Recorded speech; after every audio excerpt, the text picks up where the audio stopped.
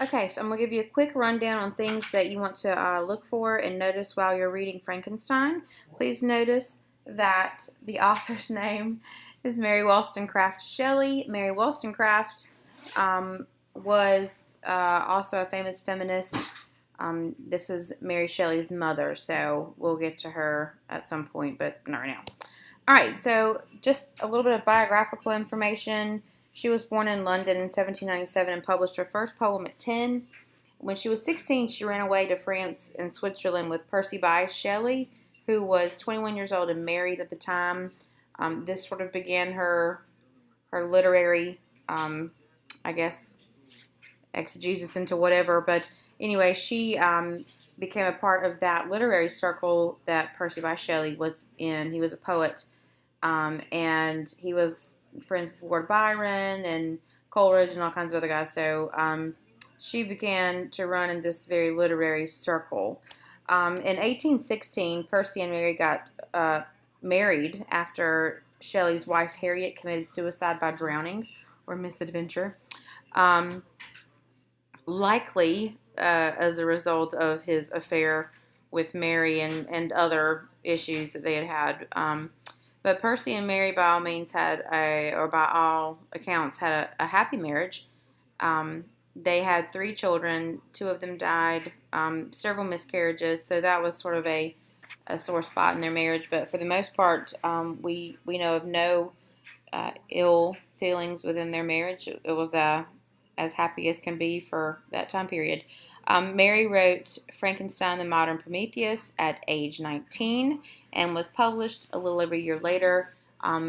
Likely edited heavily by Percy, but I don't believe that he was in any way authorial in nature as far as that is concerned. When we get back from the break, we'll have some conversations about the links between Frankenstein, the creation, and Prometheus, and all that kind of good stuff. So we'll talk about that a little bit later. For years, Percy predicted that he would die by drowning, and in 1822, while traveling, Percy's ship came into contact with a fierce storm. He drowned, and his body washed ashore. One of his literary friends, Lord Byron, was among the men who found his body when it washed ashore, and they had a basically kind of like a funeral there on the beach. They burned his body there. That was what they did back in the day. And Mary Shelley was obviously there for that particular event. She was a strange lady, and I'm not sure what the science behind it all is because I don't do science.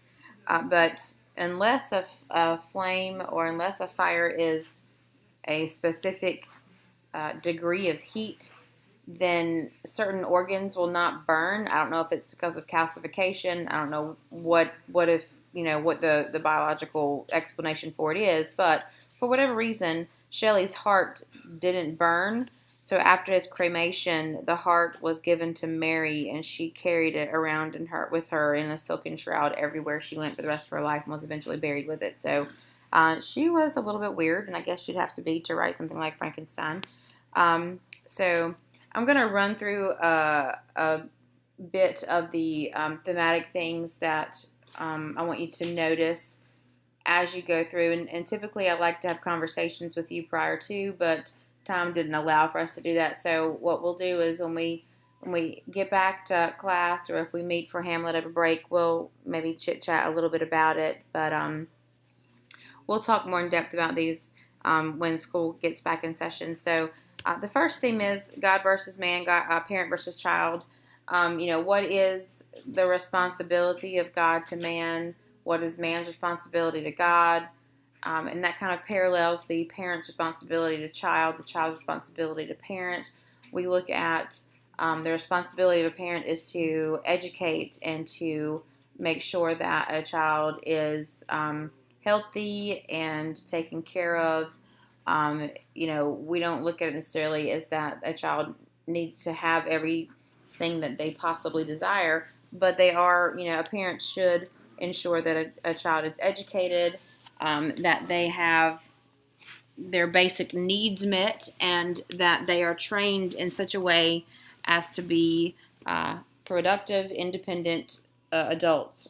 And so that's kind of a thing I want you to notice as you go through. I'm sure you've already seen that, especially when you get to chapter 1, where Victor is discussing his upbringing. I want you to make sure that you understand how he understands what it is, what the expectation for a parent is. And that kind of goes into duty and responsibility. Duty and responsibility also, we look at that not just as parent to child or God to man, but as family member to family, husband to wife. Basically, what is your responsibility to mankind, those kinds of things. So you'll see some references to that. The advancement of technology and the quest for knowledge. Mary Shelley is not at all subtle in any of these. She comes right out and comments on these themes. And so when you're looking at what good or evil the advancement of technology and the quest of knowledge is, then you'll be able, my husband says hello, then you'll be able to kind of make a note of, what are Victor's thoughts on the advancement of technology and the quest for knowledge? What are Robert Walton's thoughts on the advancement of technology and the quest for knowledge? What are the creatures' thoughts? And so all of these will come into play as we charter through this discussion. I'm going to skip this one and come back to beauty versus society and go to sympathy versus hatred, just because I got a next slide to chat with you. So at some point you will sympathize and hate a lot of the characters in this novel. You have to decide which character deserves sympathy overall, because the villain will sometimes become skewed or ambiguous, and you want to be able to defend why a character is not a villain, or why a character should be sympathized with, and those kinds of things. Okay, beauty versus society. We look into, how important is it to be beautiful in our society? What do we do to ensure that we are accepted in society? I often ask the question, how many of us or how many of you had braces because you couldn't chew or because you couldn't eat? And most of the time we get braces because it's an aesthetic thing. We have crooked teeth and we want our teeth to be straight. There are some times when you get braces because it's an impediment to eating. That's rare, but occasionally it happens. I had braces for 10 months, but it was to fix an underbite because because of the way my teeth were. I constantly bit my jaws and bit my tongue and bit my lips, and so it was it wasn't a need necessarily. It definitely improved that aspect of it. I still bite my jaws half the time, but not nearly as much as I used to.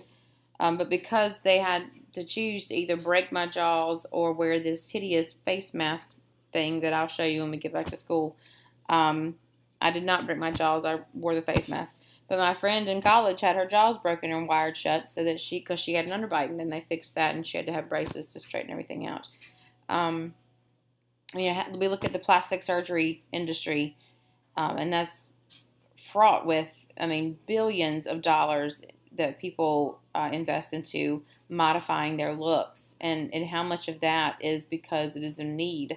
It's because we want others to view us in such a way that we find acceptable, socially acceptable, and so I've had plastic surgery. It was totally cosmetic. It wasn't because whatever body part didn't function.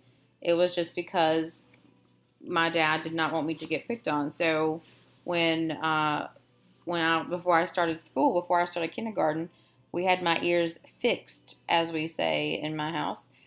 They weren't broken. They worked just fine, probably better, because they stuck out. But because I had what they called cauliflower ear or dog ear, it meant that the crease that's in the middle of your ear the cartilage, I didn't have that. It was just flat, and so my ears stuck out. And so we had my ears they surgically created a crease. So if you look at this picture, I'm the one with the long hair. You can see Tigger on the bottom of my shoes. You can see my ears sticks way out. That's because I didn't have that crease in my ear. Wrestlers often end up with what they call cauliflower ear because they lay their ears on the mat so much that the cartilage ends up getting flattened out, and they have no more crease in their ear. So I was born without that crease, and so they went in and broke the cartilage to create the crease, and now my ears stick back close to my head. It has absolutely no practical function whatsoever except to look better. I'm thankful for it. I mean, my ears are fine, but I can't hold a pencil behind my ear anymore, so that's kind of inconvenient. Anyway, all right, other things that I want you to notice: madness, alienation, reality versus delusion, and a love for nature. Especially that love for nature, you're going to see a lot of fairly lengthy sections where Victor or the monster is describing nature, and even Robert Walton, and they do so usually in a manner to reflect either the emotions that they're feeling, which is called pathetic fallacy, when dealing with weather anyway, or it's to indicate a healing process, the healing power of nature, and all that kind of thing that romantics talk about, capital R romantics. And so you'll see a lot of references of nature and those kinds of things. As far as alienation and isolation, we're looking at voluntary versus involuntary and the effect that it has on the characters. Madness, of course, we're looking at, there's always madness. We're looking at madness. Is it true madness? Is it obsession? Is there a difference? So we'll talk about that a little bit.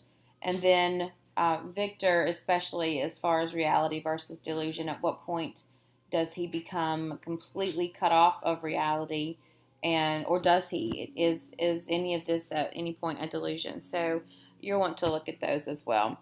All right, just sort of FYI, do not rent old Frankenstein movies or revert to those that you've already seen, including Young Frankenstein. As much as I love Gene Wilder, it really has nothing to do with the novel. There's a movie version out there called Mary Shelley's Frankenstein. It is not Mary Shelley's Frankenstein. Do not be fooled. It is Kenneth Branagh's Frankenstein. It takes a completely different direction for the entire second half.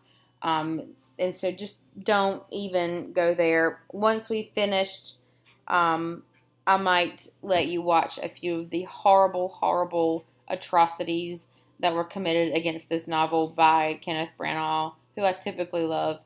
But for the most part, just don't do it. Don't watch any of them. They're not going to do you any good. We'll chat a little bit more about some of these thematic things when we get back to school. There was something else I was going to tell you, and I can't remember what it was. So if I think about what it is, I'll shoot you a text through GroupMe. But in the meantime, I hope you guys have a great break. If you have any questions at all, make sure you shoot me a message. I'll have my phone with me, and I'll get right back to you if you can.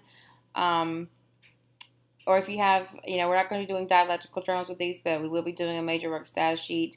I do want you still to write one quotation per chapter that you think was elemental to that particular chapter. It could be thematic, it could be for characterization or what have you, but that's the only thing that I ask you to do is just one per chapter. So hope you guys have a great trek out.